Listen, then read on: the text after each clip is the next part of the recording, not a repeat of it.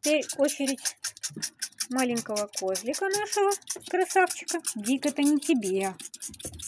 Тебе нельзя. Ты не маленький. Это маленькому козлику. Это сейчас мы кормим нашего красавчика.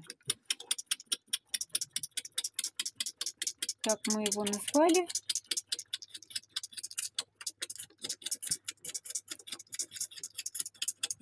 Серо-белый наш козлик с красивыми рисунками на мордочке. И на передних и на задних лапках до коленки у него яркие черные полоски. Вообще они очень красивые, породистые у нас. Вот красавчик, но у него все проливается. Он очень торопится. Вот так мы его и кормим.